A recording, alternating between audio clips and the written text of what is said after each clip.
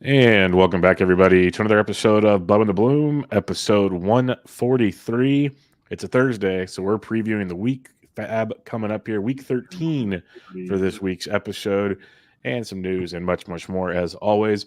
But first, you can follow me on Twitter at BDNtrick, the podcast at Bubba Bloom Pod, and my co-host, as always, on Twitter at RyanBHQ. Ryan Bloomfield, how are we doing, my friend? Doing great, man. No medical scares, emergencies, illnesses tonight. So we're at 100%.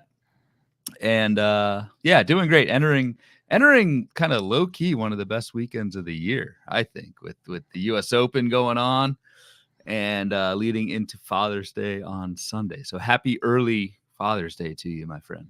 You as well. You as well. It should be a fun weekend, that is for sure. Weather is going to be nice, so it should be a fun one to have some fun with the kiddos or whatever you have planned. That is for sure. Maybe just get away for a day and then the kiddos stay at home and you go do something. Yeah. my it's a little tricky discussing what I want to do on Father's Day, but kind of just want to watch the back nine at Pinehurst with a beer, a whiskey, and in quietness. This is kind of my wish. Go have brunch, and then I'll see you guys on Monday. But you gotta be delicate with that. So. Yes, you do. Yes, you definitely do. We'll see how it goes. But no, it's it'll be fun. It'll be fun. It will be a ton of fun, as you said. So hopefully all the dads out there, you guys enjoy your weekend and have some fun with that. And if you still talk to your dads or your dads are still alive, go have some, send them a little shout. Let them know what's up. So have some fun in that one. Joe Rico in the chat says Burns versus Wheeler is a nice Father's Day present as well. Yes, that is. That is a great matchup. It's a nice Orioles and Phillies. It's a good weekend series, honestly, between those two clubs. So that'll be a ton of fun too. Before we get into some news, though, Mr. Bloomfield, let's recap the overall standings in the Bubba and the Bloom auction leagues. We haven't really talked about these in a few weeks, and so I think it's time, close to the halfway point. Let's have a little fun here and get a little shout out to a few people. So I was just going to read the top 10 off real quick, and then if we have words we can discuss. Leading the way is a friend of mine I've met on Twitter and in leagues over the last few years, John Weiler. He is leading the way. In first place, Brandon Snyder in second, Nick Bullock in third, some guy named Ryan Intrican in fourth, Kevin Kelly in fifth, Darren Wan in sixth, Mark Crom in seventh, Ryan Ireland, I believe he won the NFBC 50 overall last year. He's in eighth. One Brent Hershey is in ninth, and David Cray is in 10th. So fun group here. It's out of 60, and the first place overall winner gets a autographed jersey of their choice. So what are our thoughts on anything you see here? And shout to some buddies, 11, 12, 13, Britton Allen, Scott Burks, and Pops, Roger Bloomfield, 13th, lucky number 13. My hope is that people just see the team name and see Bloomfield and think that's my squad at 13th overall. You got to scroll down a little bit more to get to my teams. But for those unaware, actually, I mean, we should kind of take a quick step back. For those unaware, the listener leagues were 4 auction leagues that we ran back in late February.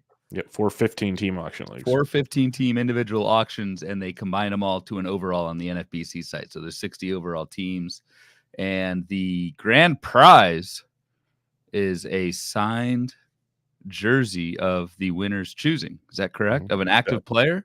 Active player, yes. Active player, because it can get a little dicey otherwise. Fine print.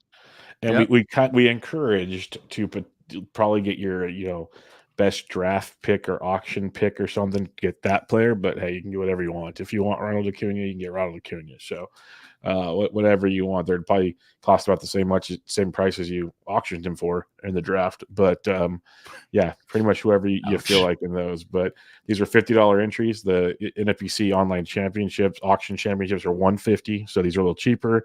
These are great. It was a lot of fun. Just most of us first timers in the auctions. It's just a cool thing. And if this goes well, maybe we'll expand it to more next year. We'll see how it goes, but it's pretty cool. I'm sure we'll do something with it next year. So if folks are wondering or first hearing about this or whatever, we will we'll talk about it in the off season. But I'm sure we'll run this back in some form or fashion as well. For full transparency, since my name has not been mentioned in the top 13. We're going to scroll down to 41 out of 60 for my better team, and then just a sheer disaster of a squad 14th in the league, 55th out of 60 is my first auction league. But honestly, man, it's kind of I don't want to say fun, but my battle is going to be the second half of the season. Like, I know I'm not going to win, especially my team in 14th, 15th place.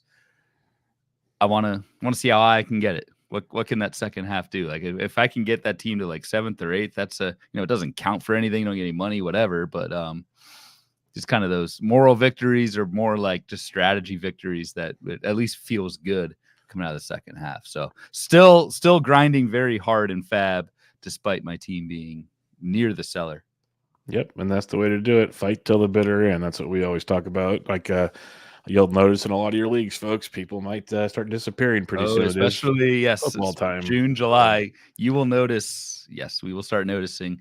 I want to say in our listener leagues, but just in general, you'll see those teams at the bottom start to fade away. So yeah, we'll do our best to keep updating you guys on this because it is part of the perks. The original 56 come, join the party, and we'll work on it some more next year. But lots of fun, lots of cool stuff. So we'll see. I'm grinding. I'm trying to. It'd be real fun to win the overall in the first year, just to kind of put a little icing on that cake. But calls of a rigged contest may be out there, which may be a sore subject. Yes, very sore subject in these streets. Provider and politics and yes, could be a rough 2024. All right, let's talk about some recent news and notes. Tuesday was the big day. We spent a lot of time on injuries. Hasn't been as bad the last couple days. Some of the bigger news and notes, though, on Wednesday morning, Cavan Biggio was traded to the Los Angeles Dodgers for a minor league relief pitcher. He started at third base that night. The Dodgers already came out and said Biggio will be the starting third baseman versus right-handed pitching, so he'll be platooning there. And my take home, like I tweeted out again, is Muncy's not even close to returning right now. Like there's like no date. He's banged. It's bad still with Max Muncy. That's why this trade was made essentially. So, what are your thoughts on this one, Mr. Bloomfield? I have no idea what the Dodgers are doing. They're a lot smarter than me. So again, full disclaimer, I'm the 155th out of 60 in my little fantasy league. But I this one puzzled me, especially when they dropped or sent Miguel Vargas back down. So, I mean, Cavan Biggio in terms of like a pickup becomes interesting just because one of the themes the last few weeks has been the lack of middle or corner infield, and I believe Biggio is eligible at both. So kind of a Swiss Army knife in weeks where the Dodgers face a bunch of righties. And looking ahead at our schedule preview here, this week upcoming is not one of them. The Dodgers get 4 lefties and 2 righties. So no Cavan Biggio and FAAB this week, but just I don't know, very fascinating move why they would do that. But again, they're smarter than me. Yep, Dodgers do Dodger things. As a Giants fan, I don't doubt anything they do. Like I said, the bigger take home for me is Muncy's a ways away, folks. It sounds like. Yeah, so, and I mean, we talked a few weeks ago about Muncy as a drop, and a little bit of pushback on that, but I don't know. He's dropping 12 for me is for sure, and I would not be opposed to 15s if you so choose. Let's put it that way. So tough one in those streets. Another one, Joey Gallo, probably not the biggest fantasy relevant guy, but goes to the IL with a hamstring injury. Trey Lipscomb is back up. We've seen him have his moments, but just a minor thing. Like I said, not a whole lot of news in the last few days. So any thoughts on Gallo and Lipscomb? Just some trivia. What is Trey Lipscomb's actual first name? I don't know. I'm guessing it's a Virginia Tech guy. No. His first name is LaVictor Lipscomb. Trey sounds good. Yes. Thank you for the way I'd pronounce names. I'll stick with Trey on that one. But that's all I got. Lipscomb has not started. He actually, I think, has some batting average speed potential, but has not started either Wednesday or Thursday's game. So I'm not really sure what's going on there, if he's going to play enough to be relevant. So far, Lipscomb has not. Brian Wu was one of the big topics of conversation on Tuesday evening. Brian Wu had an MRI. Clean, apparently. So here it is. This is second time he's had the sore forearm situation, misses his start, and then he's fine. It's like a ticking time bomb to me. I'm just waiting for it to go south, but so far so good. He's expected to make his next start. Emerson Hancock had a spot start on Thursday. Jonathan Diaz spot start on Tuesday. Diaz is already back in the minors. Imagine Hancock heads back here pretty soon as well. But Brian Wu should be back on the mound next week, Bloomfield. No idea. Bonkers. No idea. Yeah, I mean, if you have Brian Wu, it's it's a big freaking sigh of relief, and you just hope it continues. I'm not going to pretend what to predict next in this saga of 2024 Brian Woo's arm. Yep, that is very, very true. A fun one for those that have been stashing Josh Young or still can stash Josh Young. The time is now because he took live batting practice on Wednesday, went straight to the locker room, packed his bags, and headed out on his rehab assignment in literally that order on the same day. So he's going to be rehabbing. Probably needs a little more time. The goal initially was to have him back by the end of June, maybe a little sooner now because he's already out on the rehab assignment. We'll see, but he is available on a lot of waiver wires, at least in 12s. I've seen that. So the time is now if you plan on stashing Josh Young. Yep, decent stash. It would spell the end of playing time for Ezekiel Duran, who has been pretty much the Rangers' starting third baseman 5 of the last 6 games. And maybe some Josh H. Smith might be losing some time as well. Smith has been playing shortstop while Corey Seager's been hurt. So I think both of those guys, I'm actually leaning on Josh Smith in a few 15-teamers. Going to have to start to plan for some plan Bs there once Young and Seager are back. So. Yeah, Seager came back at a home run on Wednesday night, then he was scratched again on Thursday with hamstring injury. So we'll see how that one sits around. The fact he came back and he's already back hurting again is not good. It's not good at all. So keep an eye on that situation. That kind of reminds me of Jonathan India, even though India went on the IL last year and he came back too early type thing. That just rings of a problem. And last but not least here, Alex Kirilloff. This news dropped on Wednesday night. It was official on Thursday. Sent packing to AAA. He's barely hitting over 200 on the year with 5 home runs. Austin Martin was recalled. Austin Martin started on Thursday. So it just adds we've seen Julian leave. We've seen Kirilloff leave. So our hockey lines, as you like to say, are changing up a little bit. We're losing our hockey team. He used to be the 4 lefties coming in against every right-handed pitcher. And now it's just Trevor Larnach and Max Kepler, and even Kepler's been kind of bad lately. His playing time safe, but Kirilloff, pretty disappointing season, and thus far pretty disappointing career, derailed by injuries, but was finally, I think, kind of right this year and just has not taken advantage so far. Yep, it's been a bummer. He started out really good. He was hitting for good average. Yep, a little bit of pop here and there, and it's completely just disappeared of late. So maybe the minors will help him. Doubt it, but we'll have to wait and see. But yeah, Kepler's been quiet. Larnach's been hit and miss. It's mainly been Correa, Lewis. That's about it right now. The Castro a little bit. But I've got this up. They've been league average both all year and over the last month in terms of just team offense. So I don't know. We'll wait and see. All right, it's that time. Thursday evening, FAAB preview season, Mr. Bloomfield. So what do you got for us? We talked about some of the interesting schedule tidbits before the show, but what would you like to share with the audience? Yeah, if you're a fan of Los Angeles area baseball on Father's Day, you may want to make some other plans because the Angels next weekend. You're good. Oh yeah, that's right. They're playing this weekend. Okay, yes, so you can watch. I used to get my days wrong on the show, and now I'm getting my weeks wrong. You got the day right. Can't wait till I say that it's August next year. It's the next area transgression. The big schedule quirk this week is the Rickwood game in Birmingham, I believe, Birmingham, Alabama, between your Giants and St. Louis Cardinals. Kind of a weird schedule. They're playing the Rickwood game on Thursday. Thursday, yes. Friday off on Friday, and then playing each other again on Saturday and Sunday. Yep. It's a pretty wild schedule there. And then you mentioned the LA teams. The Angels and Dodgers play an interleague series on Friday and Saturday and have Sunday off next week. So there are 4 teams that only play 2 games in the second half of the week next week. So if you're one of those hardcore streamers that stream for the first half or the second half of a week, or you want to maximize at bats, you got some Dodgers and you got some Giants and you got some Angels and you got some Cardinals that could make things very interesting. And just for, we'll talk about it more when we get to it, but just for funds here, I want to see for a second what they actually do here. The Giants face 2 righties at least. The Cardinals face a lefty and a righty, which could make potential platoon situations there. And then the Dodgers place a lefty and a righty, and the Angels face 2 righties. So if that's something you're into, keep an eye on that as well. So it's just all jacked up next weekend. Yep, just typical Dodgers, just screwing everything up.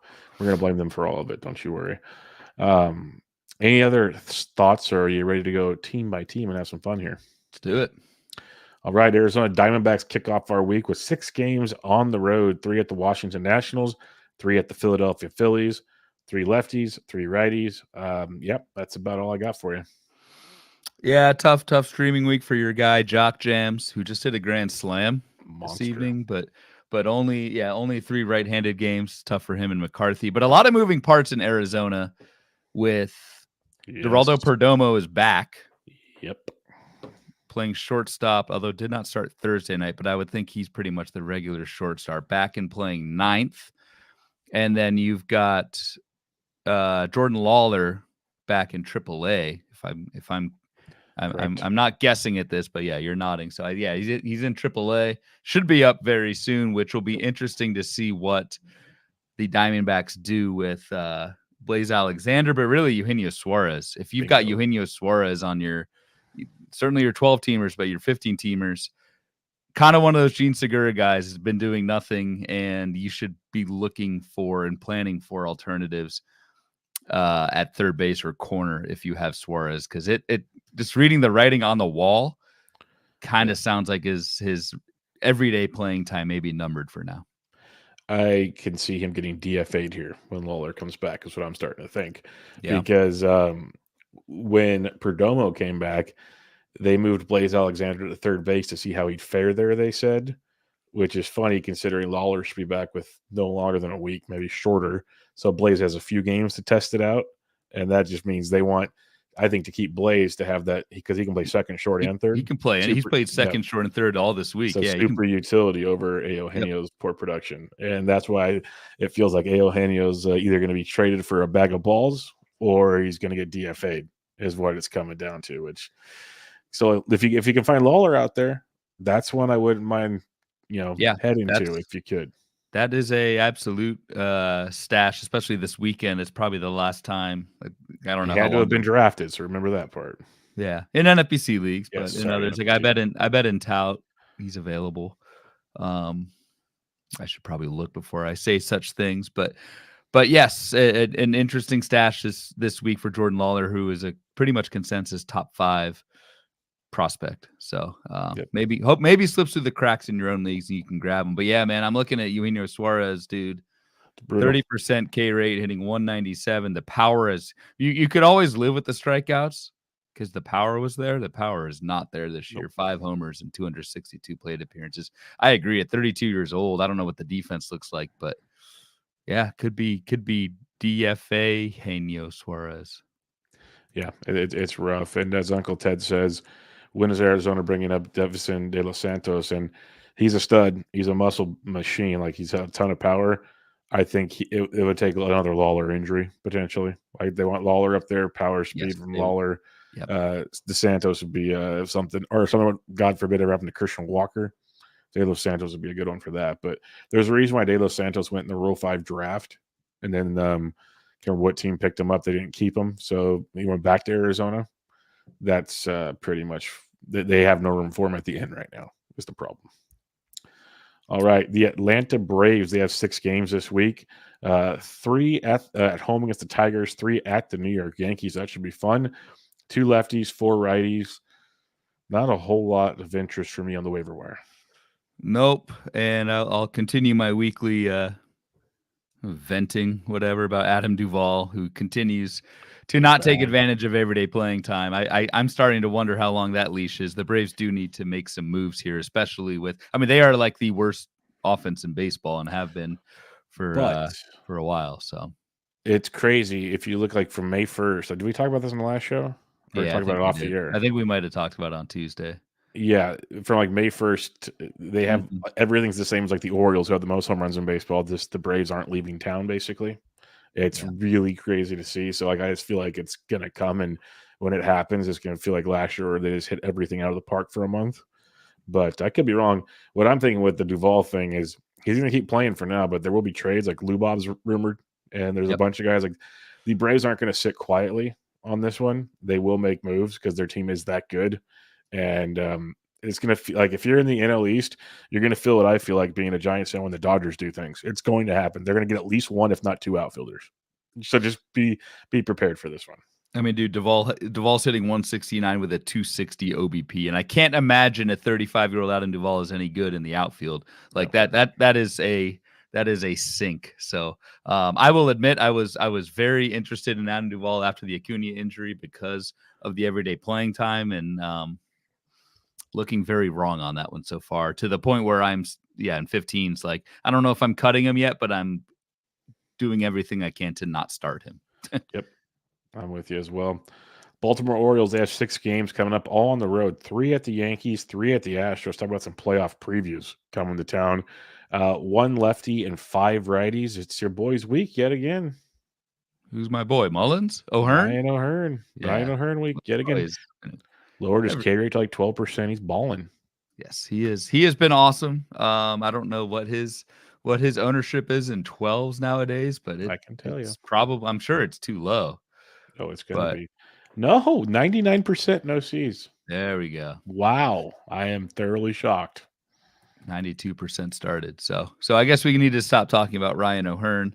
Cedric Mullins is back to playing every day against righties for now. Hilarious.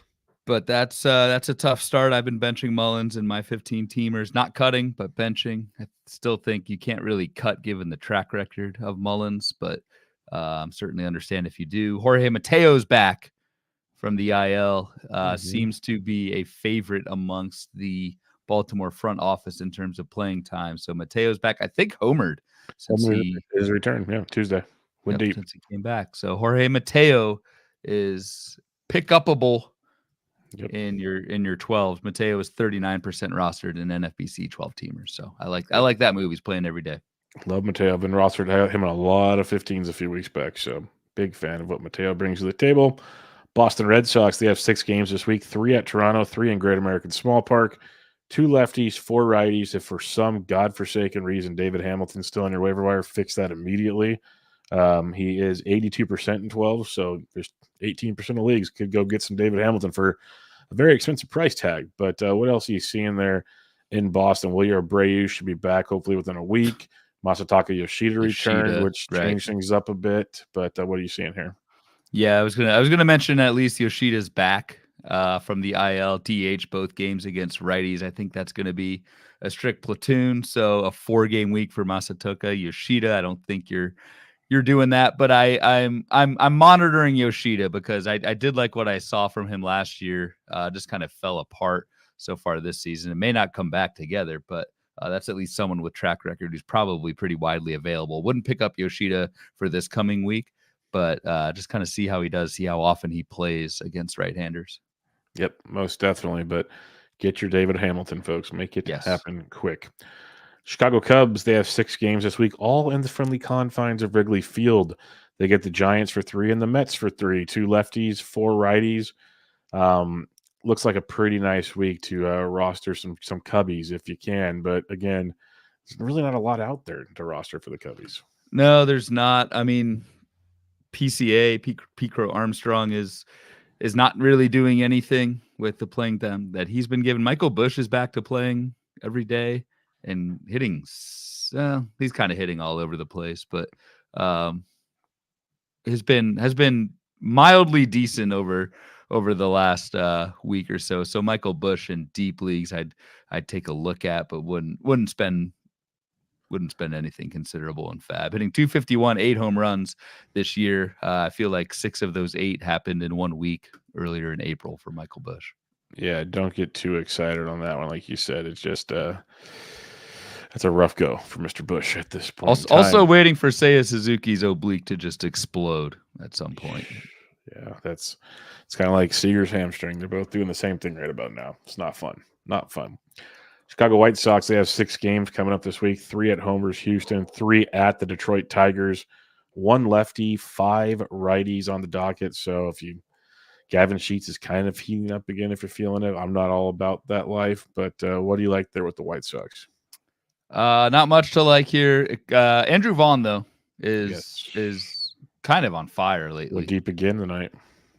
Did he? Yeah. Yep. 72% rostered. Wowzers. Is he? Yep. Oh yeah. Yeah, 72%. So maybe that's a little bit too shallow of a recommendation. Outside of that, I feel like Corey Lee has cooled off lately. A little bit, but he's still running. Another steal like yesterday on Wednesday. Okay. And Corey Julks is hitting leadoff every day. I think we talked a good bit about Julks last week, but another week of pretty good production for Corey Julks. So yeah, ride it while it's hot. Get ready to drop it when it's not. Just be prepared for that. Because also Tommy Pham returns on Friday, so keep an eye on the Julks train this weekend. See where that one goes. Benintendi returned on Thursday. Pham returns on Friday, so that's something to monitor as well on that grand scheme of things. And then Eloy started his rehab assignment, so Eloy should be back next week as well. Let's do with that what you wish, but he's returning shortly. So if Eloy was dropped, which I know I dropped him in my league, he's only 41% rostered in 12s.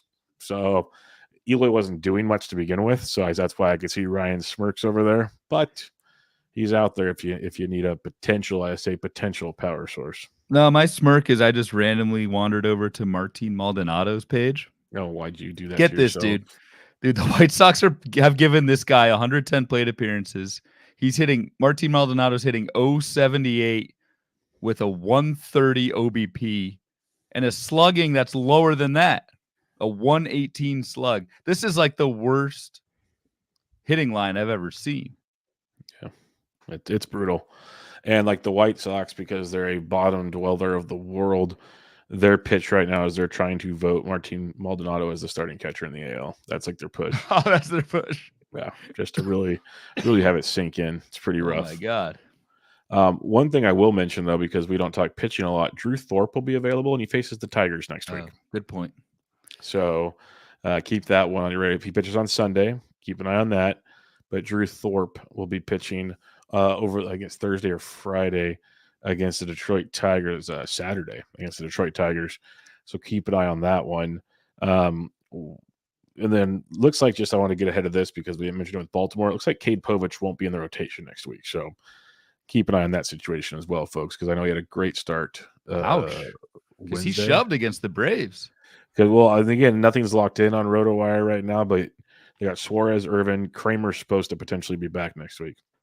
If Kramer's not back next week, he will be the following week, and that starts against the Yankees. So have fun with that, Cade Povich. Okay. So that's just my 2 cents on that. Cincinnati Reds, they have 6 games this week. They go to Pittsburgh for 3 and then at home against Boston for 3, 2 lefties and 4 righties. It's a little late to get on the Heimer Candelario train. That thing has left the building.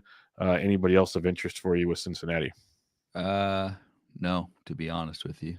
Yeah, it's pretty rough. Pretty bleak in those streets. I mean, if you're like their lefties this week it's like Jacob Hurtubise. Will Benson hasn't done very much. Fraley's been bad. He's running, but like there's no power there, kind of falling apart. The back half of this Reds lineup is awful. Noelvi Marte coming back, though. We've talked about Noelvi the past few FAAB episodes, so I think that time to stash, that ship has sailed, but look forward to Noelvi coming back. Yep. The only advantage if you are an NFBC OCs, he might not have been drafted, so you might have a chance to get him once he does return. So keep an eye on that one.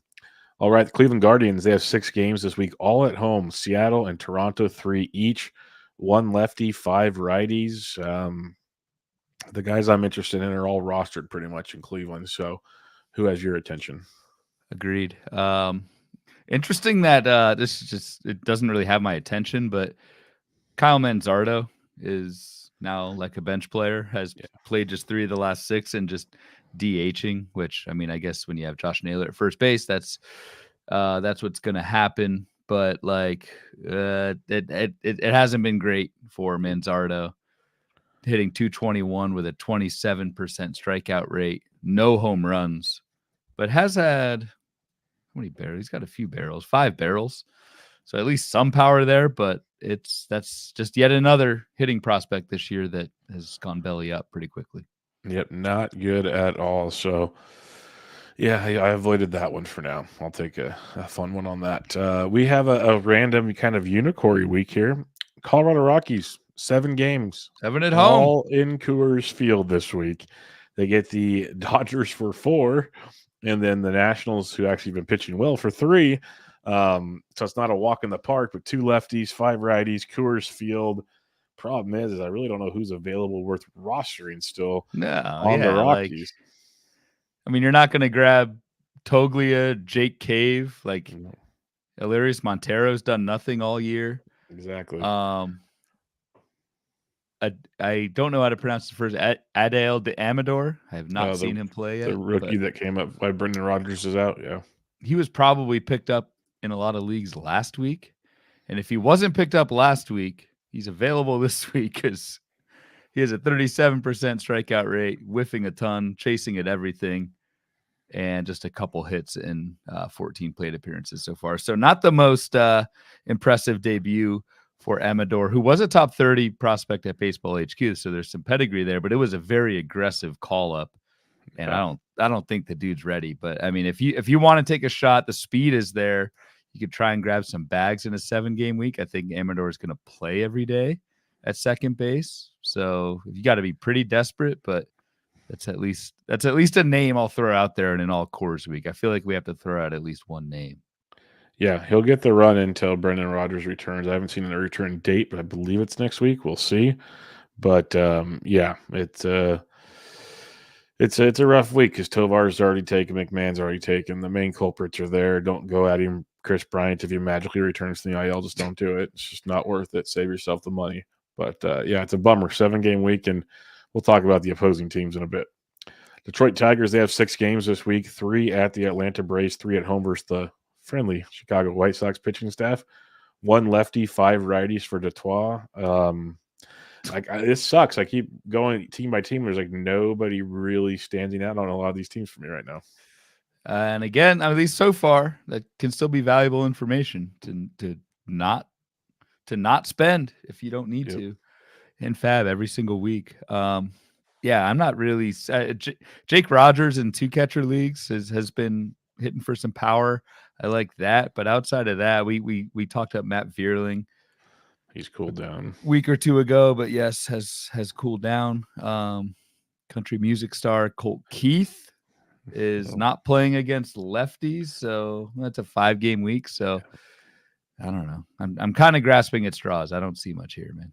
Yeah, I'll go back. If deep formats, if you need corner, Gio Urshela is not the worst thing. So you can have fun with that if you so choose. But yeah, not a lot here. Not a lot here in Detroit. How old is Urshela? He's younger than me. They all are. It's probably 32, I'm guessing, top of my head. 33. Yep.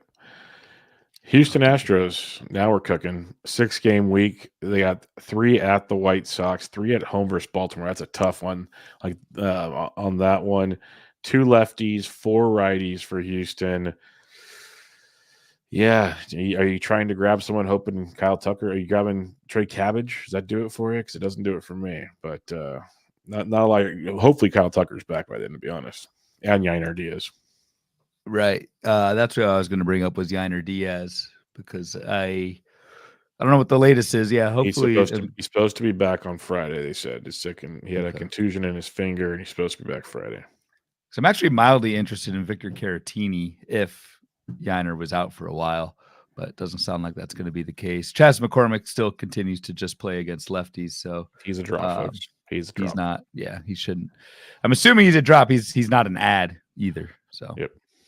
Nobody else here. I mean, Mauricio Dubon is playing because of the Tucker thing, but that's nothing special either. It was pretty crazy. I was not crazy. It was weird looking at some of my underdog teams as we're getting closer to the first cutoff. And I was looking at one of my rosters, and everyone's donated at least some points throughout the season so far, except Chas McCormick has a complete 0 on that team. He's been that bad. He's got no production. It's a complete wasted draft pick in underdog. That's a lot of fun.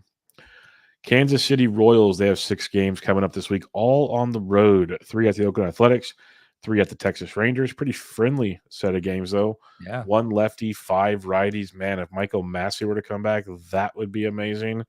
But other than that, nothing really gets me going with these guys. No, and I haven't heard much about Massey. The last that I saw was he was getting another injection in his back. So, you don't want to hear that. I don't think he's playing right now. So Mike Massey is even in 15s, like I'm holding on to him, but it's getting harder and harder to do so. Yeah, 15s I can see holding. I'd love to have him back because he's playing so well. Like you said, I haven't even heard anything about a potential return from Michael Massey, which is a massive, massive bummer on that one. Yeah, well, we won't talk about Drew Waters after he tried some pretty terrible puns with him last. Well, and last Hunter Renfrow apparently does not have a that's right. toe. So what the hell? Yeah, what the hell was that? They did it was MRI. Fractured, and then it never was. Usually it's usually the X-ray comes back negative, and then the MRI shows the fracture. This time, apparently they saw a fracture in the X-ray, took the MRI. There's no fracture. It's just like a massive contusion. So hey, the one time a second opinion works. Maybe Robert Gasser is going to get inspired and get a fourth opinion. And dude, sometimes you just got to take your medicine, kid. That's just the sad reality of the world. But we'll see on that one. Los Angeles Angels of Anaheim, they're one of the 5 gamers this week. It's 3 at home versus Milwaukee and then 2 at the Dodgers on Friday and Saturday, like we discussed. All right-handed pitching, if that's something you're into, but it's not the most ideal setup, not to mention it's the Los Angeles Angels of Anaheim. Right, like their lefties are Matt Thaiss, Luis Guillorme, Mickey Moniak, Willie Calhoun, and Nolan Shenwell. How dare you? How dare you? Good God. You forgot one of the most important ones on the roster. Besmirch, the switch hitter, Rengifo? Okay. Thank you. Thank you for covering up on that one real quick. I was about to say, wait a darn minute here. I guess I should loop him in, but Rengifo's auto He's locked in. He's locked in. Actually, he's kind of marginal with a 5-game week with that schedule. The schedule's not too bad. Yeah, he started in the first half. Yep. Agreed. Yep. Los Angeles Dodgers, they somehow have 6 games this week because they play 4 at Colorado, so they luck out there, and then 2 at home on Friday and Saturday versus the Angels, where they get that nice Sunday off. So you got 4 lefties, though, kind of a reverse week here, 2 righties. So that means, like you said earlier, Kevin Biggio doesn't, stand out here, but you're not really going to get Enrique Hernandez or Chris Taylor, at least not in my world, you're not. It is a great set of matchups, though, if you're feeling frisky and attacking the Dodgers on this, or attacking the Rockies on this one. And this is kind of the week for Miguel Vargas. If he was still around. Yeah, that's, again, just very puzzled. Like the righty bench bats that are going to play 4 times this week are Miguel Rojas, Kike, and Chris Taylor. It's like, I don't know, man. The Dodgers are actually in a world of hurt if their team's not. Yeah. If they have any injuries to Mookie, Shohei, Freeman, Will Smith, or Teoscar, like that lineup is on life support. I will say something that's interesting. When I wrote up my daily matchups for Friday, they're facing a lefty. They've been destroying left-handed pitching over the last month, like ridiculous numbers against lefties. Nothing versus righties. It's been really wild to see looking at the Dodgers splits over the last month. So 4 lefties this week could be a nice coming out party. So I was going to say, like a 15-team or NL only, I honestly don't hate Miguel Rojas if you're desperate for middle infield. I really don't. But as a whole, it's not like a major week. I'm excited about anything with the Dodgers. Yeah. Miami Marlins, they have 6 games this week, all at home in Miami. 3 against St. Louis, 3 against the Seattle Mariners. 1 lefty, 5 righties, and it's a tough week with Gray, Gilbert, probably Brian Wu, Miller. Gibson hasn't been a layover. Like, it's, too bad it's a dome for Lance Lynn. That sucks, but it's an interesting week for your Jesus Sanchez's of the world. But as a whole, it's a tough sledding going up there. Yeah, Lance Lynn will get that sweet South Florida air conditioning to pitch in this week. So don't like seeing that. And you're right. Instead of Diaz, that probably is Wu, which makes the schedule even tougher. It might be the toughest schedule of the week if we throw Brian Wu in there. There's there's a couple tough ones further down. So maybe hold that thought. But there's a rough one down there. I will always recommend Jesus Sanchez in righty heavy weeks. So that has panned out pretty well for me in the last few weeks. So I would take a gander, see if Jesus Sanchez is around. I think I benched him in a lot of spots this week because Miami was playing lefties. But Jesus Sanchez is the ad in very deep leagues, maybe Nick Gordon. Otto Lopez has that new dad strength. Yep. So he's back from paternity leave. I don't think he's homered since he's been back, but expect some things from Otto Lopez, who is, in all seriousness, a pretty low-key, like solid middle infield contributor. 100%. Yeah, he's doesn't matter matchups. He's playing every day and producing batting average with some other upsides in the other 4 roto categories. So definitely agree with you on Otto Lopez on that one. Milwaukee Brewers have 7 games this week, all on the road. 3 at home against Los Angeles Angels of Anaheim, or on the road against the Angels. 4 on the road against the San Diego Padres. 1 lefty, 6 righties for the Brew Crew. I'm like a broken record here. There's not a whole lot available. It's a great week. 11.6% combined K to walks, phenomenal, but not a lot to run out and get, in my opinion. You're hating on your guy, dude. On Bowers. Yeah, no, we're past that. We've moved on from that. Jake Bowers, yeah, there's some power there, but there's also a ton of Ks, no batting average. Guy has 7 steals somehow. He did like most of that. It felt like in like 1 or 2 weeks. That was the funniest part. The other potential option is Sal Frelick, but man, 1 barrel in 230 plate appearances. That is awful. And so only hitting 259, has 8 steals, but that's a stretch. So yeah, it sucks that Milwaukee has 7 games against a sweet schedule, but I agree, man. I don't know who you're adding. I'm assuming Joey Ortiz that he has been added everywhere if he's healthy. Rhys Hoskins is back. Jackson Churrio's playing every day again, but again, I think all those guys are. There's a good one in the chat here. I had to go look it up to make sure he'll be back. Adam Lee mentions Garrett Mitchell. Okay, yeah, he's rehabbing and he's expected back Monday or Tuesday if all goes well. So that could be one to jump on. Should play versus most of the right-handed pitching. And something else about Blake Perkins, who I think should be rostered in most spots already, but maybe not. Hitting 255, 5 homers, 8 steals, and playing center field most days. So I don't know. Yeah, he's been platooning with Churrio. So Perkins could get some run, as you mentioned. Minnesota Twins, our favorite platooning team, might not be platooning as much coming up here.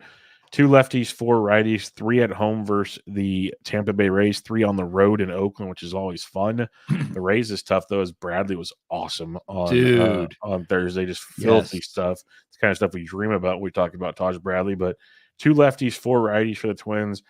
I'll keep saying Trevor Larnach, but only 4 righties is not as appealing as most weeks. But they're out there if you need them. But it's getting harder and harder to start platooning our Twins. Agreed. And you mentioned the Austin Martin call. Excuse me, Austin Martin call up earlier, but I don't know. I want to see something in the big leagues from him before I make a move there. So yeah, not too much here with the Twins.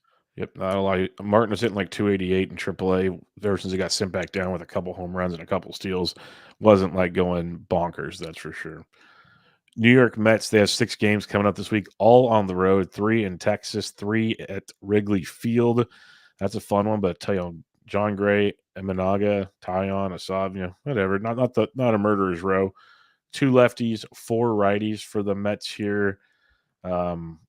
Mark Vientos, if he's still out there, he's playing every day. I love Mark Vientos, so that'd be my biggest one to mention, I guess. Yep. The fresh maker, Mark Vientos, he would be the ad. There's no one else. I mean, Francisco Alvarez is back. You may want to see if Alvarez was dropped, but Alvarez was probably already picked back up last week in non-IL leagues, given the news that he was coming back. So not much else here for the Mets. But yeah, I do like the Vientos call quite a bit. Yankees, they have 6 games this week, all at home in Yankee Stadium. 3 versus the Orioles, 3 versus the Braves. That is some fun baseball, folks. Yes. 2 lefties, 4 righties. If for some reason Gleyber Torres was dropped because people were getting fed up, just go take a peek. He's actually starting to hit the ball right now. Yep. So that's a little exciting. Other than that, it's the Yankees, and I don't think there's much available for you. Anthony Rizzo homer today, showed some signs of life, but God, it's been. What, did you cut him or something? No, Is he on your fallers list? Oh, I want to cut him. He was on my fallers last week, so I dodged that bullet. But I couldn't find anyone to draw or pick up. It's brutal in the corner infield first base world these days. I've been benching Rizzo in 15 teamers. I may throw him out there, given this 10% K- walk of the this crew that's facing the Yankees this week, and it's all home games. So I may give Rizzo some redemption with a start next week. Yep. Oakland Athletics, they have 6 games this week, all in the wonderful dump they call Oko Coliseum. 3 against the Royals. Dive bar. Sorry. 3 against the Royals, 3 against the Twins. 5 righties in those 6 games, though. So, again, I'll just keep saying J.J. Bleday, he's doing enough, at least in 15s, to be appealing. If you're real desperate at third base, Abraham Toro, but I'm not, he was doing really well for a while. He's cooled down a bit. Anything stand out to you with Oakland? I'll throw Tyler Soderstrom in the hat here as well. I believe homered again on Thursday. So off of, yes, he did. I think off of Joe Ryan, which isn't terribly hard to do. But Tyler Soderstrom, the strikeouts are there. He's got like a 33% K rate and is hitting just 224. But excellent power so far from Soderstrom. So and playing every day for Oakland. So I like Soderstrom if you're desperate for a corner infield body. Yeah, since he's got that first base eligibility now, and in some leagues he might still have catcher, which is pretty wild. I think he came up as a catcher. I can't imagine too many leagues he'd be catcher. I think he's only played one. Yahoo probably does, knowing Yahoo. Yeah, I wouldn't be too surprised. But that would be if Tyler Soderstrom was a catcher. He's much more interesting. I just want to walk back to Minnesota real quick because Adam Lee mentions Miranda. I just want to mention he's not playing every day at the moment, so that's a bit concerning to me. So keep an eye on that situation. One other correct the record, or maybe not correct it, but Soderstrom played 15 games at catcher last year, so he's probably eligible at catcher in more leagues than we think. All but like the NFBC probably. So there you go. NFBC's 20, so he's not eligible. Yeah, there. Adam Lee said CBS he is. So yep. So any 15 game eligibility league, Tyler Soderstrom at catcher, I think that's pretty good. Worth going for. 100%. I would be rostering him real quickly. I'd probably roster him over Bo Naylor right now. So have fun with that. Oh yeah. Oh yes. Yes. Philadelphia Phillies, they have 6 games this week, all at home. 3 against the Padres, 3 against the D-backs, 1 lefty, 5 righties. Brandon Marsh started a rehab assignment on Thursday. He should be back next week if you need a lefty outfielder. Other than that, not a whole lot in Philly. Not a whole lot in Philly, other than David Dahl Duval. Oh, jeez Louise. Who it will depends when Marsh comes back, right? So yep. I think that might put an end to David Dahl Duval for you on that one. Yes, not much FAAB takeaways with the Phillies, but expect some runs for the Fighting Phils given this crew that they're facing next week. Combined 11% strikeout minus walk going up against one of the best offenses in baseball. So that should be some fireworks. Did you mention Trey Turner? We mentioned Trey Turner. I had him for my actual notes for tonight's first pitch. He is up to 100% running. They're expecting him not to need a rehab assignment, but they said they might change their mind this weekend and get him like a 1 game worth of at bats. So he should be back to start next week. So that is awesome news for I know a few of our teams. The no rehab thing is weird, but I guess he's been around the block. Yeah, I guess the second I think he's healthy enough to play, why waste him? I guess, but who knows? Yeah. I'd rehab him personally.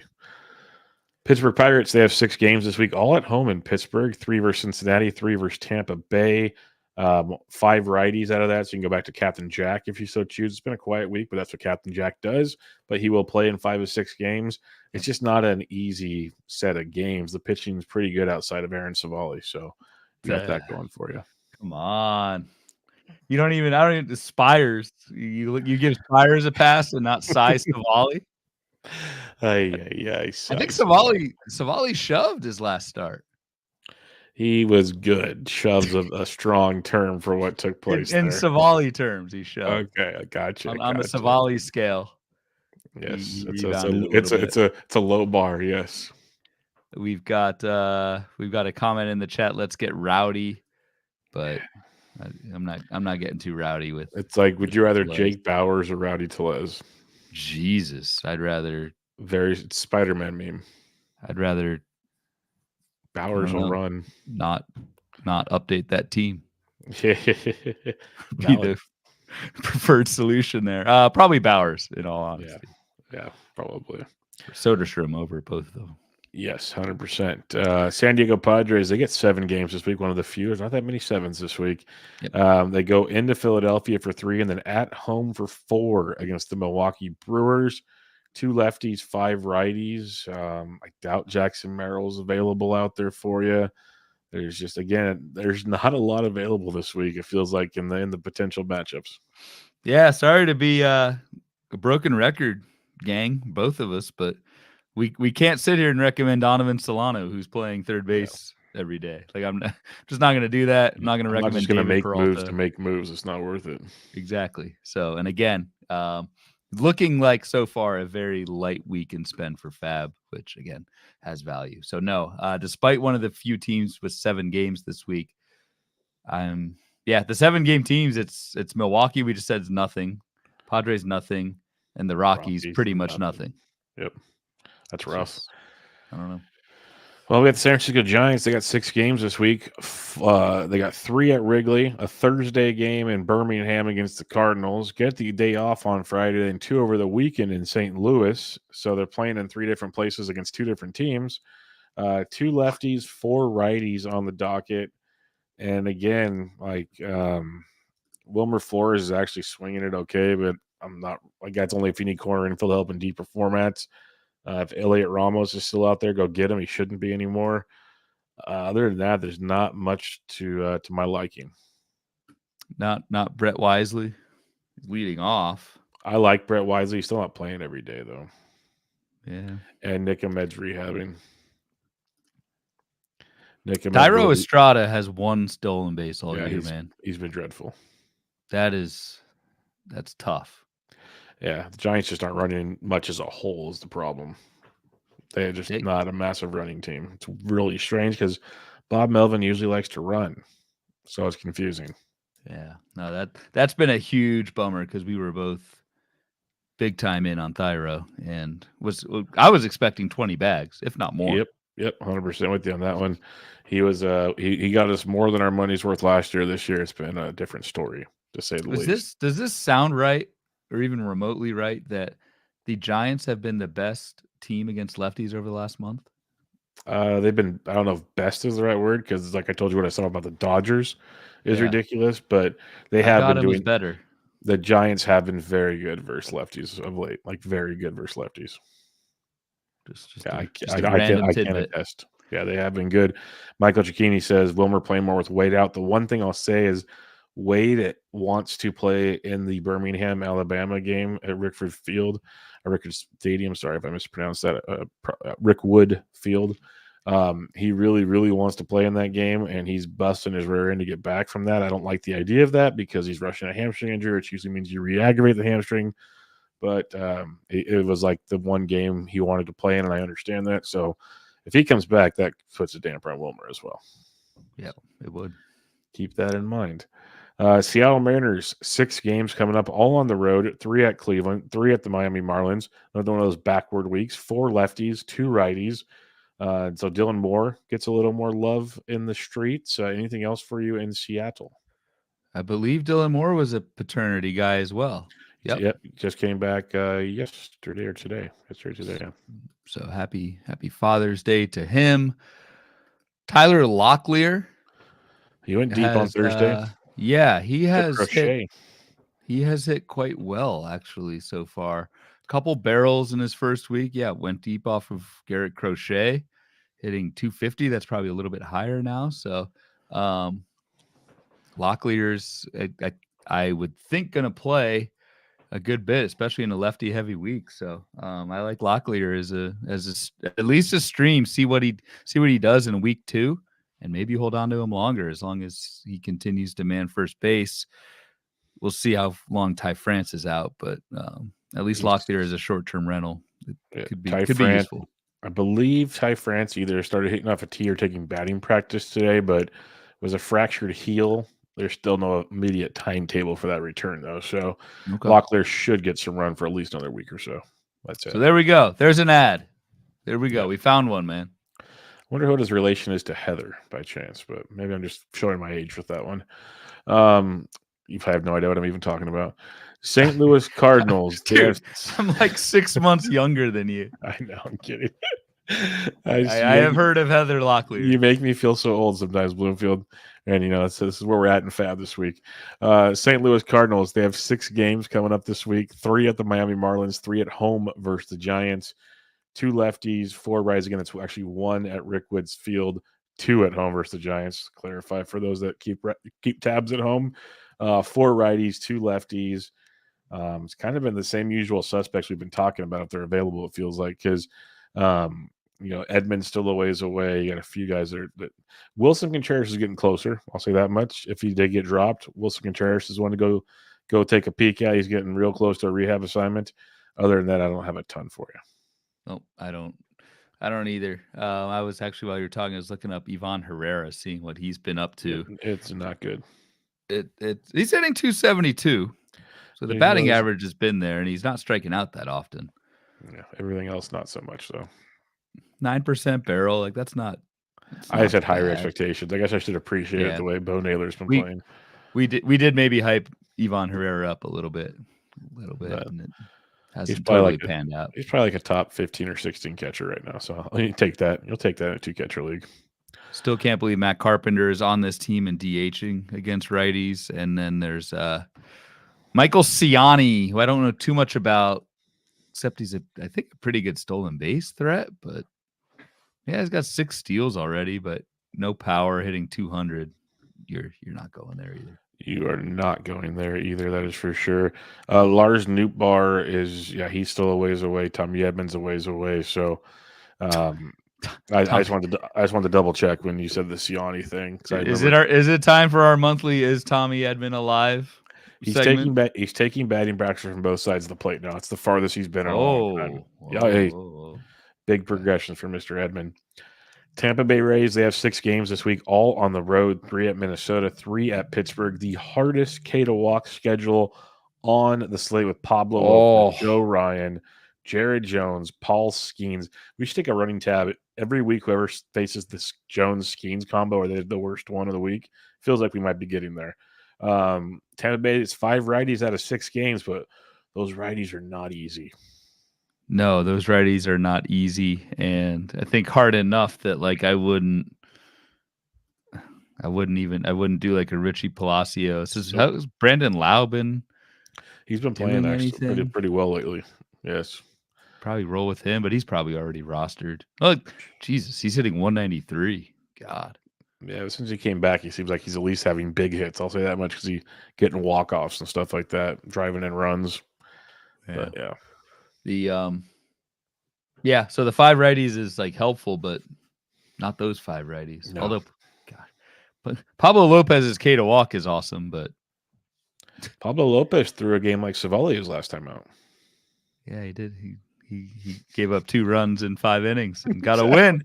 Hey, man, I'll take it with that guy. Good God. Oh, good times, good times. Texas Rangers, they have 6 games this week, all at home, 3 versus the Mets, 3 versus the Royals. One of the more friendly hitting schedules on the week, but 2 lefties, 4 righties. You mentioned, we talked about Josh Young, a potential return, which could take Duran, maybe some Josh Smith stuff out of the way if Seager comes back. I will say this much. If you want a Gene Segura award, go look up Leody Taveras lately. Oh, no. Because he's actually on some of my drafting holds. He's on my faller list article this past week. It's okay, that's worse good. than I thought. Worse than I thought. Please highlight him as a faller. Yeah, how bad has it been for Leody? I want to say it's below 100, but because that is a perfect Gene Segura comp. Yeah, this dude does play every single day. It's brutal. Told you. He went 0 for 4 again tonight, by the way. Hitting 216 on the year, 4 homers and 6 steals.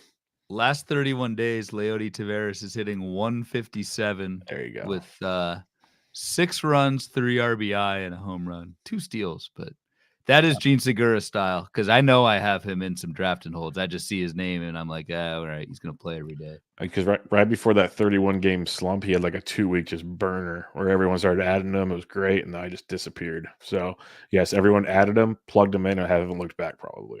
So you're 100% correct there. Good call out. That's a month. Yep. Stephen Crawford, there you chat. Go. Yeah, okay. Wyatt Langford, what do we think, man?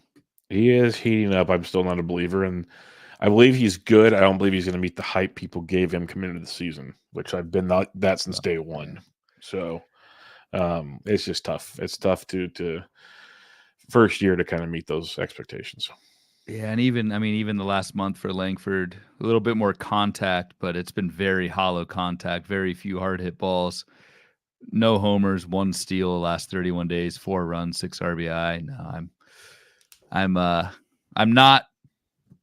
not going there until we see something, and we haven't seen anything from him. Yep, 100% with you on that one.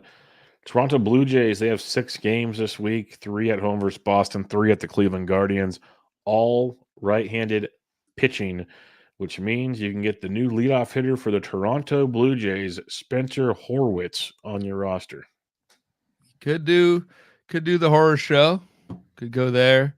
You no longer have Kevin Biggio to worry about, but that's really the only pick. Davis Schneider is unfortunately losing out. Maybe that is Horowitz's game. Well, but Schneider came back on Wednesday, hit second behind Horwitz, and he had a big game again. Like, Schneider's a streaky guy. We saw that last year. He did the same thing. Like, he was on fire, struggled. People started writing him off. Finished the year strong.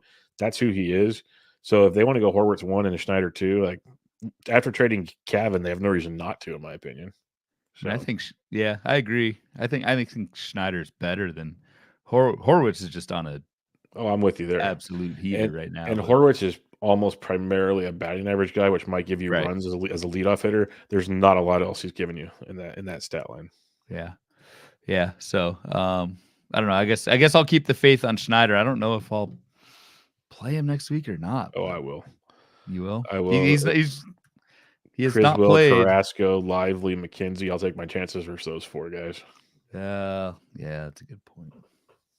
No lefties though. I don't like to see that for Schneider. Yeah, but I'll take my chances unless we see something over the weekend where some playing time really shifts in a weird direction. Schneider will be in my lineups this week. All right. Washington Nationals to wrap things up here. They have 6 games this week, 3 at home versus Arizona, 3 in Coors Field versus Dakota Hudson, Cal Quantrill, and Austin Gomber, who gave a Gombering a couple days ago. Yep. 1 lefty, 5 righties for the Nats.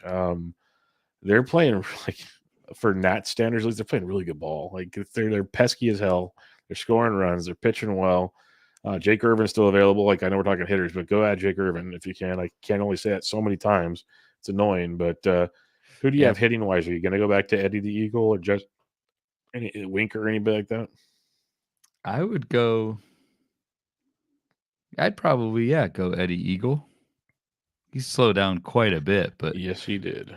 Outside of that, Meneses is heating up a little bit, playing more first base now. He'll play more with Joey Gallo. He's like the biggest benefactor because he might lose his util only through this. He might become first base eligible.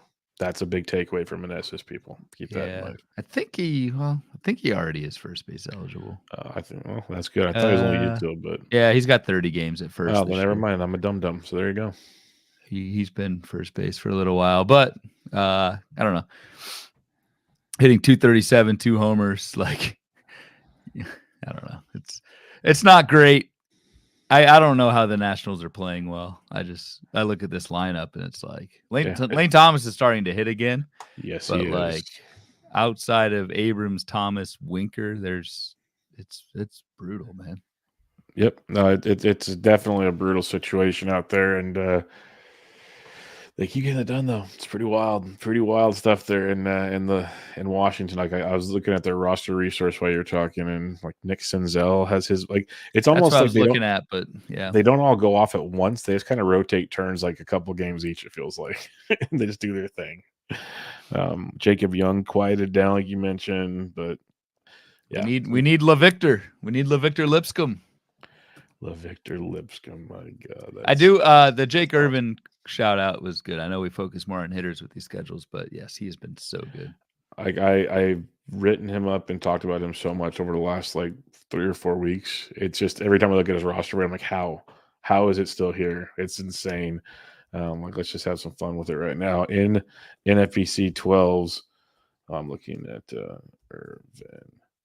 Oh, I want owner status, dum. Jake, he's up to 86% now, so that's a start, which means in like Yahoo, he's probably still like 30%. Because I know I've written him up there a few times. So if you're not playing NFBC, go check your wire for Jake Irvin, please. He's actually been very good. Yep. All right, Mr. Bloomfield, any final thoughts on the schedule? Weird week with only 3 7s. We got a handful of 2 5s, the weird weekend schedules. Only like one all-righty week. It's a weird one this week. Yeah, I'm not gonna lie. That was kind of a tough boring. exercise. We didn't uncover much, man. That was tough. Yeah. We have a question here from Stephen Crawford. Considering what David Robertson did to the top 3 of the Dodgers lineup the past 2 nights, struck out Betts, Ohtani, and Freeman in order Wednesday and Thursday evening, by the way. That's what he's referring to. Do you think he gets save opportunities, or is Yates solidified? Yates is solidified for now. Like, I don't see that changing anytime soon. Yeah. Yeah. Yates has done nothing to lose the job. So you need both things to kind of happen at the same time, I think. Yeah. Robertson is the next man up if something were ever to happen to Yates. Sure. That is very true. But, yeah, not so fast, my friends. Dude, the White Sox won tonight. They won an extra. Yeah, Crochet got the blown save win combo. That's the biggest middle finger to all you, or not Kopech. That's the biggest middle finger to all you Crochet owners out there. That is the biggest middle finger you can get. Blown save, and then he gets credit for the win. That's the worst. Plenty of middle fingers aimed at the wins category from Team Bloomfield this year. Yeah. We're not going to go through them all tonight, but it's a daily tradition. Let's put it that, a nightly tradition. So rough one there. Let's head over to CBS. Most added, most dropped. Talking hitters, we talk Sheets, David Hamilton, Paul DeDong still out there. If you there he is, dude. He's up from 9 to 21% in CBS leagues. People must be annoyed by me enough that they started adding him. That's all I'm going to say. Because come on, yeah. I mean, decent nickname, but one are you still rolling with him in tout? Yeah, it's either him or I have Brett Wisely. I can go back and forth with if I need to. But well, that's why your squad is sinking. No, I need power. I need power badly. Okay. So, and it's that's actually worked out for now. So I'll roll that way. But for like next week's White Sox schedule, Blanco's tough, but you got Framber Valdez, who's been sketchy. Hunter Brown's been good. Flaherty's been good. But Maeda, Olson's not the best week. Let's put it that way. Like, the Young might strike out 15 times next week. So just be aware of that one. There's your boy Amador. Yep, Amador is up from that was the rookie call-up hype ad, up from 12%, which is probably just all keeper leagues, to now 23%, adding Amador in redraft leagues. And again, the skill coding that we've got on the grid here, red for strikeouts, red for barrel, has not hit a barrel in his first week, striking out a third of the time, but is running. That kind of aligns with what I was saying earlier. You get the 7-game Coors week. So if you're desperate for bags, I'd take a stab and see, but I wouldn't pay much there for Amador. Yes, good old Amador. Brendan Rodgers actually swinging it really well before he hit the IL. Your boy Locklear's there. I love Andrew Vaughn. Like, people are quietly, slowly going that direction, but his last 2 to 3 weeks, the power has shown up, and it's been great to see. And just 35% in CBS leagues. So Vaughn's on this list because he's up from 27 to 35, but still hanging around, plenty available. Widely available. There's Perkins. Mark Vientos is up to 47. He's almost 50%. That's good to see. Yep. He may be off of this list. I believe this list is 50% and under. Yep. So Vientos may graduate from this list next week. And it's awesome to see a 19% strikeout rate and 11% barrel rate for Vientos. Like, that is making contact and making hard contact at the same time. So a worthy riser on this list. Jake McCarthy's the next one up from 7 to 13, but we talked about Arizona's schedule at the top with just 3 righties. We are not recommending Jake McCarthy this coming week. There's your guy, Horowitz. Real quick on McCarthy and the D-backs. I should have mentioned it earlier. Alec Thomas began a rehab assignment. He's been out all season, though, so it's probably at least a week to 2 week rehab assignment. But when Alec Thomas comes back, that could really make things even more interesting in the platoon situation in the D-backs outfield. So keep that in mind. It's a good point, because Arizona has shown the willingness to do away with Jake McCarthy multiple times in the past. Yep. So if you got him, enjoy the speed while you can, because that could change in a couple weeks. That's a good call. That's why we keep you around here, man. Yeah, I know. I'm more than just a shiny head. Mitch Garver, he's actually hitting pretty well over the last couple of weeks. I'll give him that much. He's picking up. I actually added him, I think, in one of my catchers leagues where I needed a guy. I was going to ask, why is he rising? I guess Mitch Garver. He has picked it up a little bit. Yeah, I can't remember if I wrote him up in my risers this past week, but I know I've discussed him on at least first pitch pod. But just from June 1st, it might not seem like much for Mitch Garver, but it's enough for Mitch Garver. He's hitting 233 since the first, but he's got 3 doubles, 2 homers, 9 RBIs, walking 21% compared to an 18% strikeout rate. And the one thing you love to see with Garver, 44% hard hit rate. You'd hope for more, but he's starting to produce, which is what you're looking for, obviously. There's your boy Blackman. That's fun. Yeah, I kind of glossed over him talking about the Colorado week, but just 25% rostered in CBS leagues. I mean, he's making contact, running a little bit. There's still no power. You got to be pretty desperate in outfield to go with Blackman, but he's a body who will play 7 at Coors, maybe 6. Yep, IKF still getting some love, especially with Kevin Biggio. That's probably not a bad call, actually. That might get more IKF action. I know people I picked him up. Yeah. After you made fun of me a couple weeks ago and I mentioned it, I'm like, he's actually doing enough to be at least 15 team relevant. Like he really is. Well, and I think he plays like everywhere. Yeah, everywhere.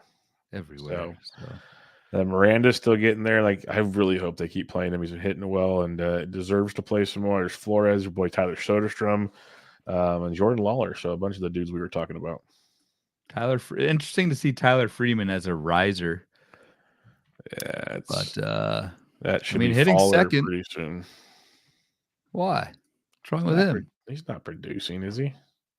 I never see his stat line jumping off the page every night when I look at stuff.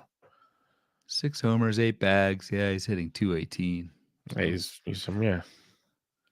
Yeah, I don't know. That seems that ownership 49% seems a bit high for. That's steep. That's Jake Bauer's stat line. God damn it! I can't argue that. I hate that. You're right. Then you got Senzel, Larnick, Toglia wrapping things up down here. So a couple deep league sources, but some of the big guys here, like Andrew Vaughn, would be one I'd really look to target. I do like what Paul DeYoung's doing, but this ain't the week for it. Like I joked about David Hamilton. Yeah, he's 29% rostered in CBS. That needs to be a lot more, folks. A lot more. He probably gets second base eligibility pretty soon in CBS. So you'll have that going for you as well. Then Vientos, he's almost off the board, which is good to see. We've talked about him for a few weeks now.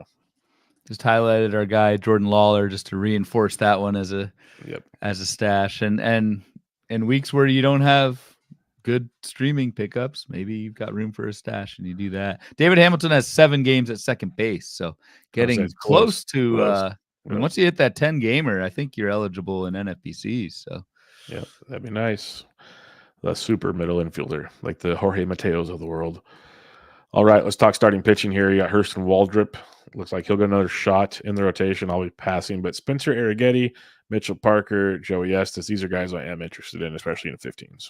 Yeah, and I want to say Arrighetti's been a lot better lately. Missing a lot better. Yeah, missing a lot more bats. The control, I think, is still. I think he's walked 2 or 3 guys in every start this year. It's still an improvement of late, though. Is the weird thing. But I think you can live with 2 to 3 walks if you start missing more bats, and that's what Arrighetti is doing. 12% swinging streak. I want to look up what it is over the last month or so, but I feel like it has gone up quite a bit. Which thing are you looking for? I have this page up right now. Arrighetti's last month. Well, I'll just say from May 1st. Let's have fun with that. 3.89 ERA. He struck out 46 and 41 and 2/3. Still walked 22. K to walk since May 1st is 13.3. So that's due to those wonderful walks. But his swinging strikes up to 11%. So he is better. I watched him face the Giants the other night. He's got some goods. If he can ever figure out the walk problem, he'd be pretty darn good. Faces Baltimore, unfortunately. Pass. On this coming Saturday. I don't know who Arrighetti gets this weekend, but yeah, it's a tough start. Yeah, Mitchell Parker's good, though. I like what Joey Estes is doing for Oakland. He's been very, very suitable. The strikeouts are there for Estes. That's good. And then next week he gets Minnesota, which it's hot and cold. Like they got some good stuff. No, that's workable. We've talked about the lefties deteriorating there. So, yeah, I've got Estes in a few spots, and I will probably use him against the Twins. Tobias Myers is here, and I know Uncle Ted's talked about him. Really good start his last time out, 6 strong innings, only threw 66 pitches. They've been limiting him all year. That is a massive concern for me if I'm going to roster him, because if he struggles at all, that is not good at all. No, and I don't like those skills. If you're not missing bats, you got to have like really good control, and Myers is like average there, so I don't like that. Miles Michaelis, I think he had a perfecto through like 6 innings in his last start. Yeah, too bad they throw 9. Yes, they did. I'm just kidding. Yes, he did look good. He did look good against the Pirates, right? I think so. I want to say it was against Skeens, but maybe I'm making that up. I believe you are correct. On that one. But yeah, I will never trust Miles Michaelis. People can go there all they want. I will pass hard. Pitch to contact guys just don't do it for me. Had that one like legendary season. Yep. I still don't understand how that happened, and that reinforces how did that happen, because he's gone back to being terrible since then. Yep, I'm with you on that one.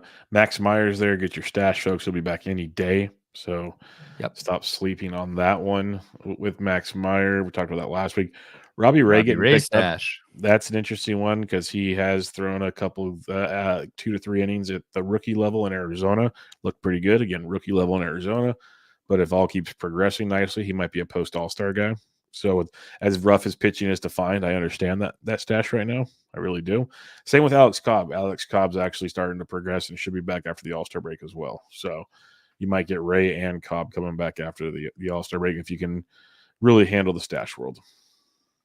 Also on the stash world for CBS this week, Trevor Bauer. I have no idea why he's doubled in ownership from 7 to 15. And I would not recommend that. I don't see any movement towards Bauer being back in the majors this year. Unless you're playing in the California Penal League or the Mexican League, I don't think it's happening. Maybe you got Shane Baz slightly rising, but good rehab start recently, or AAA start, so that got people probably excited there. And that's, another worthwhile. Yep. Yeah, other than that, it's pretty like after Baz, it's Colin Ray, no. Albert Suarez, no. Hollywood Hogan. Yeah, I'm not going to read them all. The one that's interesting is Yariel Rodriguez, because he's pitched great in his rehab / minors right now. He's supposed to get called up here soon. The annoying part is even in the minors, he's had 5 appearances since he came off the IL, 11 total innings, and the Jays already said they want to use him as a starter again. So he's going to pitch 2 to 3 innings. If they put an opener in front of him, I'd be so excited for Yariel Rodriguez. Yeah, we were both kind of in on Yariel Rodriguez the first time he was brought up, and pretty much the king of the 3 to 4 inning start, which does nothing. Which doesn't do great. And some of that is Toronto limiting Rodriguez, but also he was not the most efficient pitch count guy out there. So some of that was his own undoing as well. But 100%. 11 innings. He said 5 starts in the minors. Yeah. It's not great. It's rough. I don't see that changing. So probably not going with Rodriguez until I see some more length. So yeah, for sure. I'm with you on that one. Any other pitchers stand out to you? Because it's just kind of just shows in a nutshell how bad pitching is by this chart. David Peterson has pitched well, but the skills don't really like it there. Yeah, no Ks, really no missed bats, which is David Peterson like, at least. He would miss some bats. Cody Petite, like 7% K to walk. That's bad. 6% swinging strike and a terrible ball percentage. So can't recommend Cody Petite. Drew Thorpe is not on this list, but we mentioned him. Yep. I think Drew Thorpe's FAAB price will vary wildly depending on how he looks. I believe he pitches on Sunday. So yes, he does. If you believe in Drew Thorpe, you're kind of rooting against him. Yeah. To lower that FAAB price, but I got him rostered in a 10 of my draft and holds right now, so I'm kind of betting for him. So yeah, see how that one goes. Michael Giacchini had a funny one here. Have you seen Spaghetti? It's more like Mullighetti. I actually thought I was watching like Jacob deGrom pitch just from the back because the hair just flows. It's pretty awesome to see. Now obviously it was not deGrom-esque on the mound, but just the whole, even his windup kind of resembled him a little bit. It was really kind of fun to watch. A little flashback there before deGrom cut his hair. I like it. I remember Jacob deGrom. Yeah, that one guy that used to, dominate the world before Luis Eel and those guys showed up. That guy. Yeah. Oh, and I guess I'll mention another guy. Max Scherzer should be back maybe next week.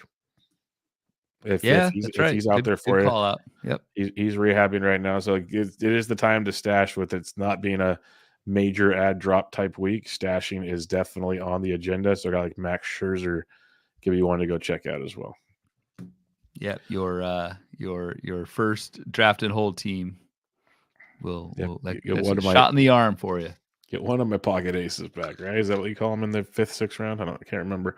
Yeah. All right, Bloomfield, let's talk a little two steps. Let's two-step this one here. We'll start in Arizona.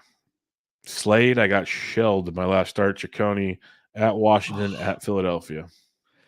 I'm just glad it's a 2-start because I was worried he would pitch against Sunday. I have him active in a 15-teamer, and good God. So, no, I'm not doing this. I'm not in on that either. That's a no for me, dog.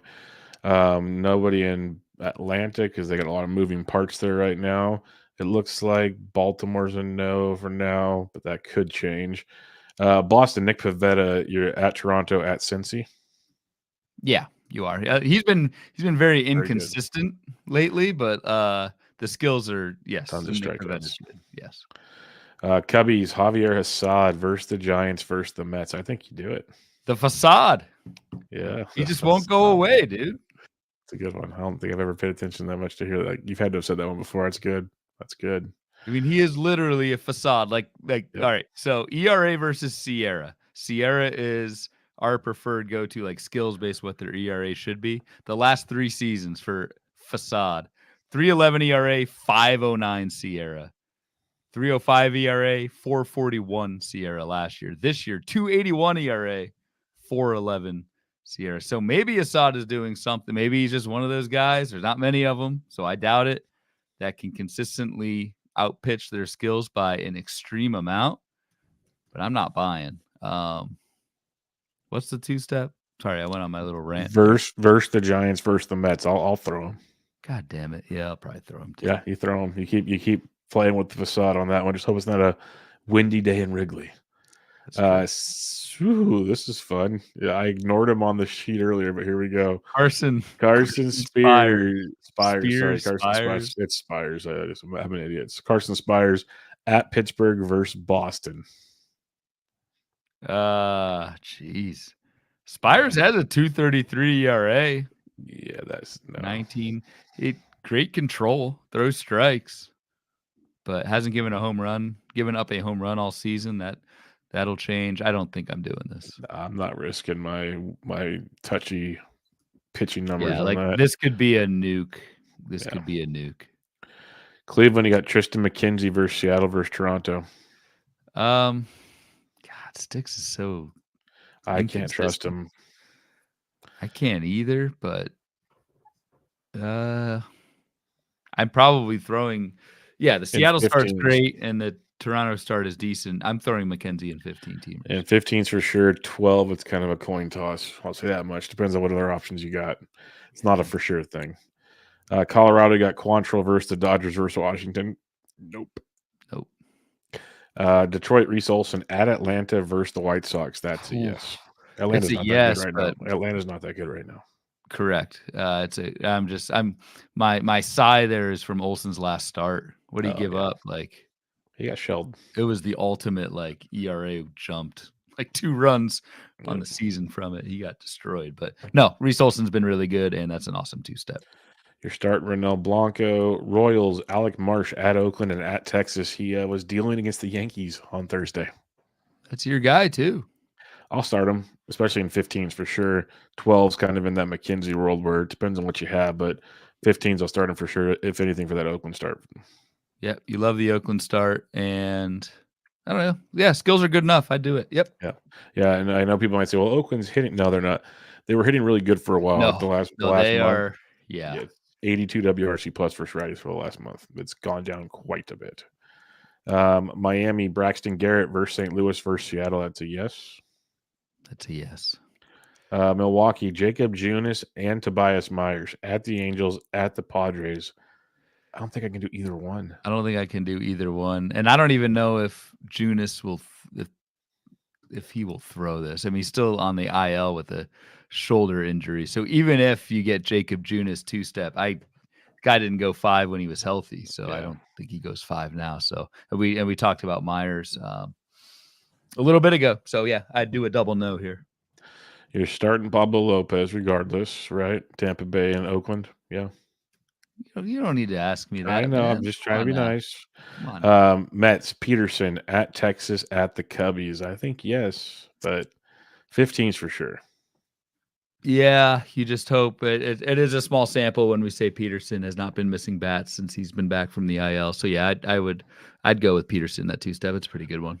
Yeah, if there's anybody that's really, really, really, really smart with pitching, like deep level stuff, I want to know what's going on because he was striking out everybody and all his spots in the minors. We saw him striking out guys last year, so something's just not clicking right now. But I'm thinking it will, hopefully.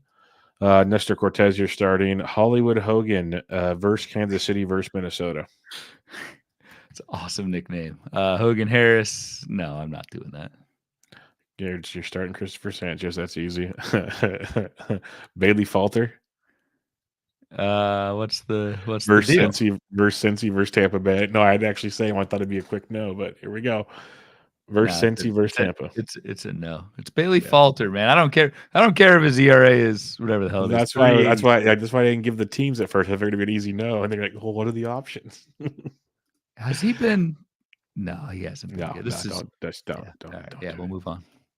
Randy Vasquez, because you're starting Michael King. Randy Vasquez at Philly versus Milwaukee. No, I don't want to. I really don't want to do that. Oh man, Brand Wu could have a two-step at Cleveland, at Miami, or he could throw an inning and injure. Yeah, or he can get scratched and not pitch. That's annoying.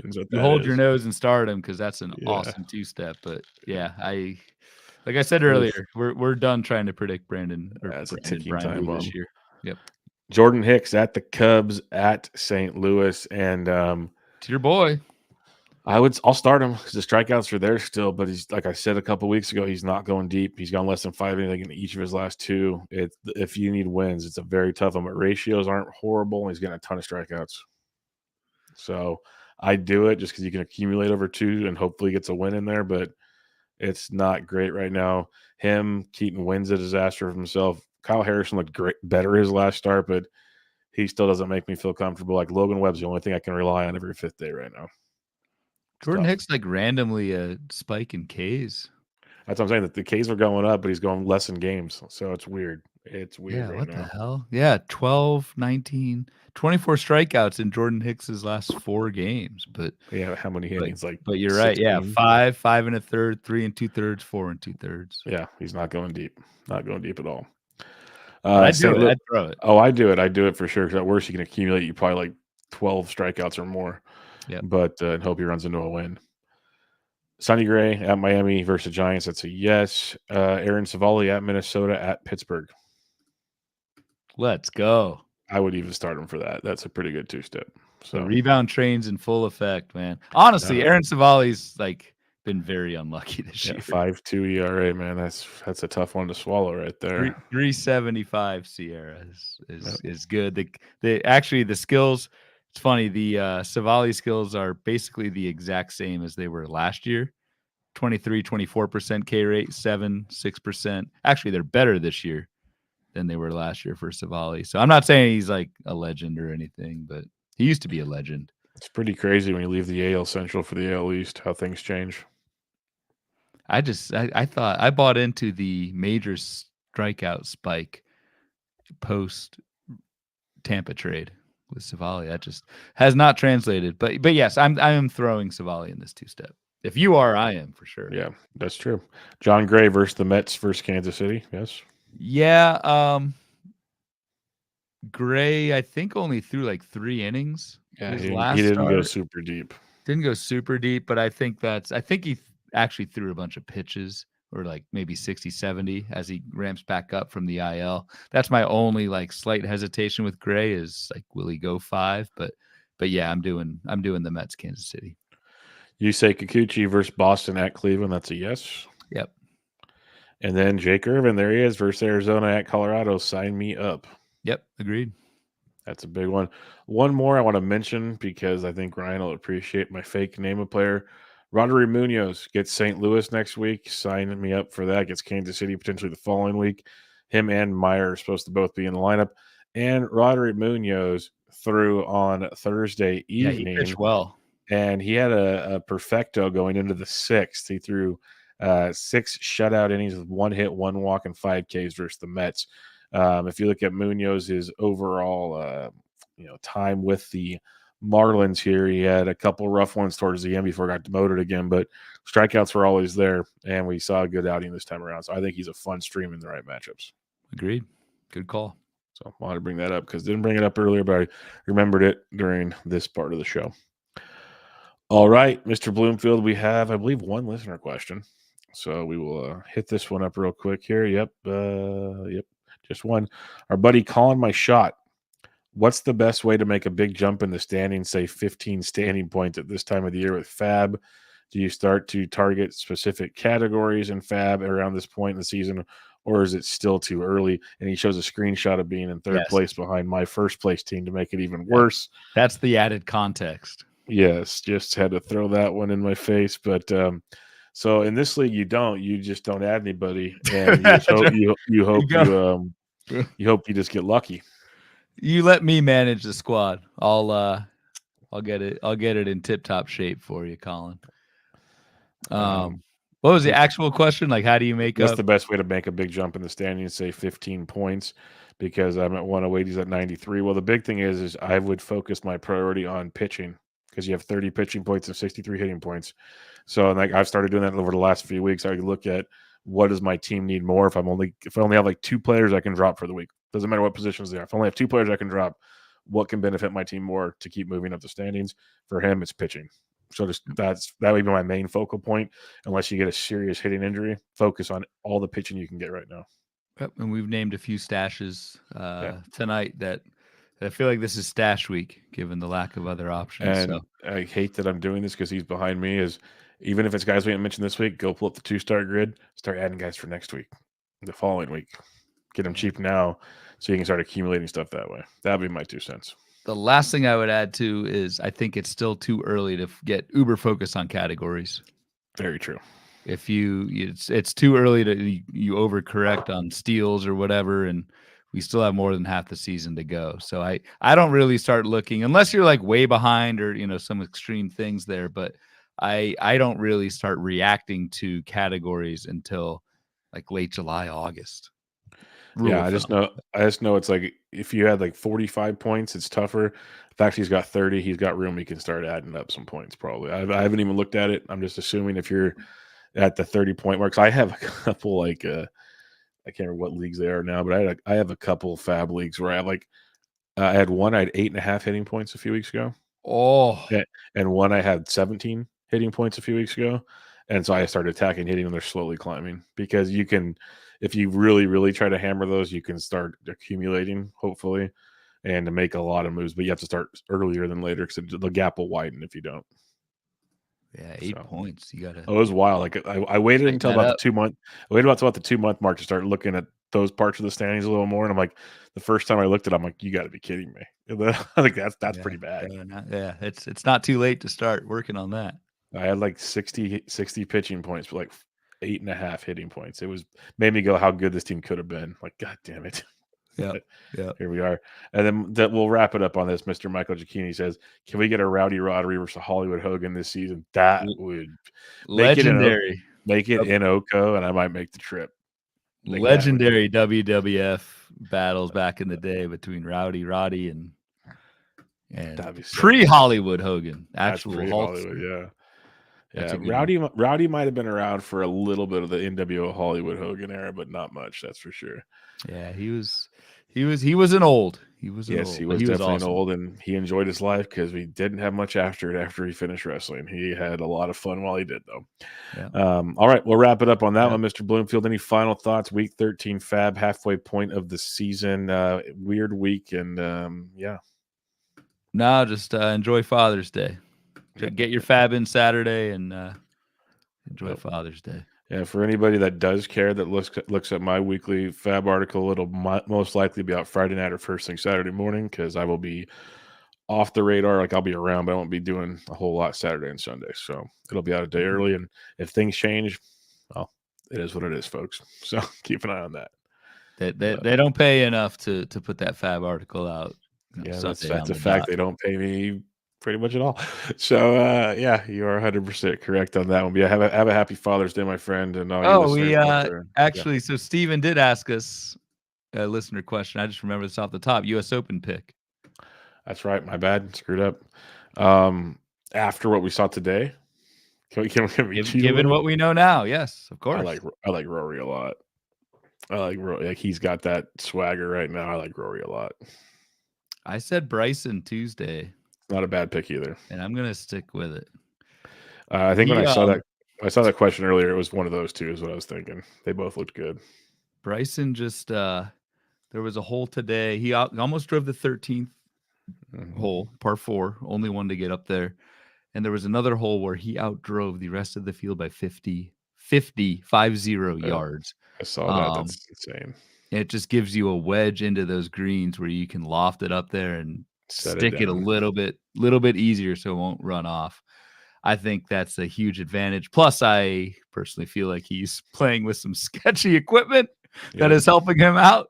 But we won't go there on this podcast. But yeah, I'll go Bryson. Yep, I think that's fair. I think one of those two for sure feels pretty good. It'd be fun to see Ludwig up there, but I think McIlroy or Bryson's the guys to have a good run on this one. But we'll see. Should be fun. You guys will enjoy it, my friend. Hopefully you get a little window to yourself, a little glass of whiskey or an IPA to enjoy on Sunday.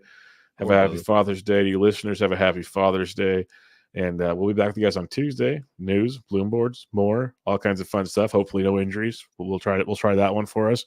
And until then, check out Ryan on Twitter at RyanBHQ, podcast at Bubba Bloom Pod. I'm at BDentric. And for now, this is Bubba and the Bloom, episode 143. Catch y'all next time.